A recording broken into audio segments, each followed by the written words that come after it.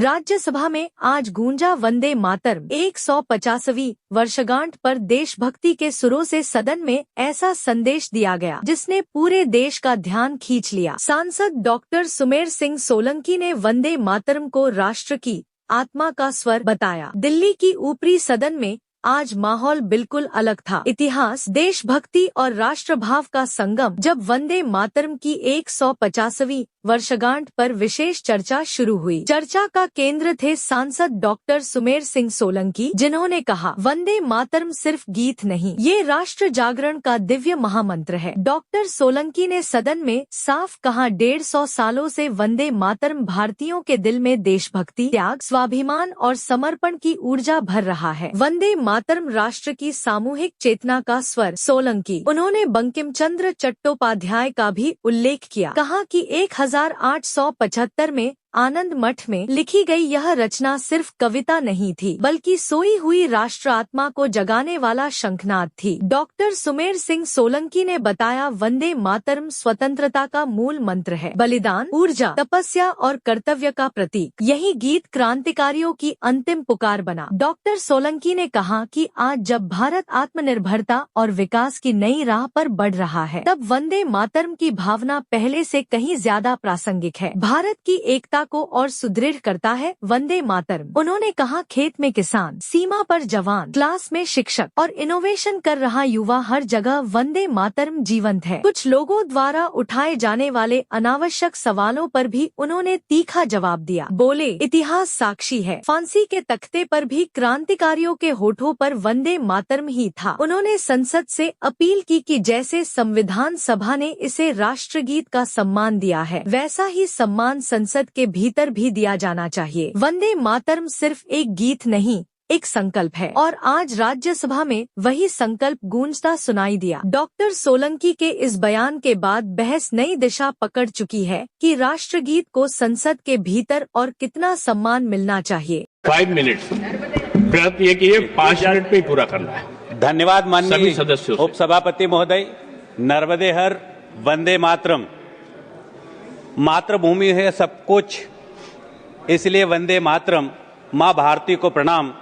150 वर्षों से धरा पर गुंजयमान है वंदे मातरम। देशभक्ति का गीत है वंदे मातरम। स्वतंत्रता का मूल मंत्र वंदे मातरम। बलिदान का मंत्र वंदे मातरम। ऊर्जा का मंत्र वंदे मातरम। सात्विकता का मंत्र वंदे मातरम। समर्पण का मंत्र वंदे मातरम। त्याग एवं तपस्या का मंत्र वंदे मातरम। आजादी के आंदोलन का मंत्र वंदे मातरम। कर्तव्य का मूल मंत्र वंदे मातरम। मायूसी में भी ऊर्जा का संचार वंदे मातरम। भारतीय जीवन दर्शन का प्रतीक वंदे मातरम। हर एक समस्या व अवसाद को समाप्त करने का मंत्र वंदे मातरम। माननीय उपसभापति महोदय, ये गीत नहीं बल्कि एक ऐसा मंत्र है जो 140 करोड़ भारतीयों के मन में देशभक्ति, राष्ट्रभक्ति और स्वाभिमान की ऊर्जा का संचार करता है।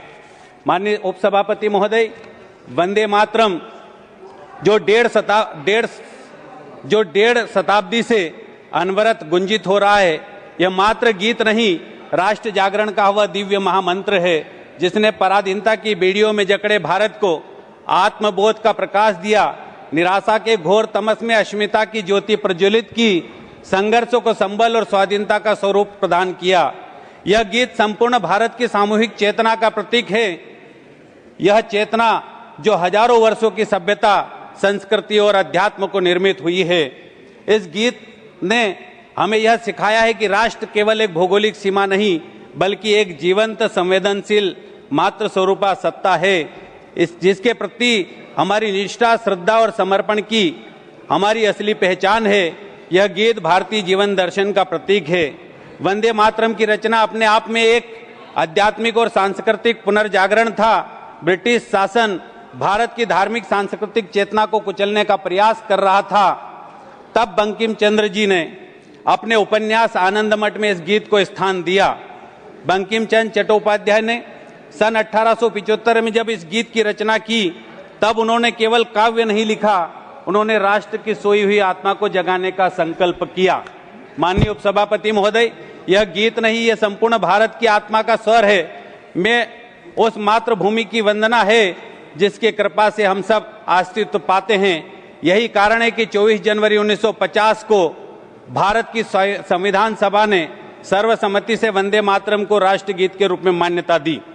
माननीय प्रधानमंत्री नरेंद्र मोदी जी के शब्दों में वंदे मातरम के गान में करोड़ों देशवासियों ने हमेशा राष्ट्र प्रेम के अपार उफान को महसूस किया है। हमारी पीढ़ियों ने वंदे मातरम में भारत के एक जीवंत और भव्य स्वरूप के दर्शन किए हैं। आज भारत आत्मनिर्भरता और विकास की नई यात्रा पर अग्रसर है। इस यात्रा की मूल प्रेरणा वही है जो 1.5 शताब्दी वर्ष पूर्व बंकिम चंद्र ने दी थी। मातृभूमि पर गर्व करने की भावना और कर्म को सेवा में बदलने की भावना। माननीय प्रधानमंत्री नरेंद्र मोदी जी के नेतृत्व में जब देश एक भारत श्रेष्ठ भारत के मंत्र के साथ आगे बढ़ रहा है, तब वंदे मातरम उस एकता की भावना को और गहराई देता है। यह गीत हमें स्मरण कराता है कि भारत की शक्ति उसकी विविधता में है, उसकी लोक जीवन भाषाओं और संस्कृतियों के समन्वय में है। वंदे मातरम का अर्थ केवल मातृभूमि को प्रणाम करना नहीं है, बल्कि यह वचन देता है रक्षा करेंगे, उसे समृद्ध और गौरवान्वित बनाएंगे। जब कोई किसान अपनी भूमि को उपजाऊ बनाता है, सैनिक सीमा पर डटा रहता है, शिक्षक अपने विद्यार्थियों में संस्कार बोता है और युवा नवाचार से देश का नाम रोशन करता है, तब वंदे मातरम अपने सार्थक रूप में जीवित रहता है। आज की युवा पीढ़ी को इस गीत के मूल भाव को अपने जीवन का हिस्सा बनाना होगा। तकनीकी युग की तेज रफ्तार में भी हृदय के मातृभूमि के प्रति प्रेम और कर्तव्य का संकल्प बना रहे, तब यह गीत अजर और अमर होगा। वंदे मातरम गीत में भारत माता की दिव्यता झलकती है, जो केवल भूभाग नहीं बल्कि सभ्यता, संस्कृति व सनातन चेतना का जीव स्वरूप है। माननीय उपसभापति महोदय, दुर्भाग्य है कि आज कुछ तथाकथित बुद्धिजीवी वंदे मातरम पर प्रश्न चिन्ह लगाने का साहस करते हैं। कभी इसको सांप्रदायिकता कहकर सीमित करने का प्रयास करते हैं। कांग्रेस ने इसके 2 टुकड़े करने का काम किया था। माननीय सभापति महोदय, फांसी के तख्ते पर चढ़ते क्रांतिकारियों के होठों पर अंतिम उच्चारण भी वंदे मातरम ही होता था। माननीय उपसभापति महोदय, मैं कंक्लूड कर रहा हूं।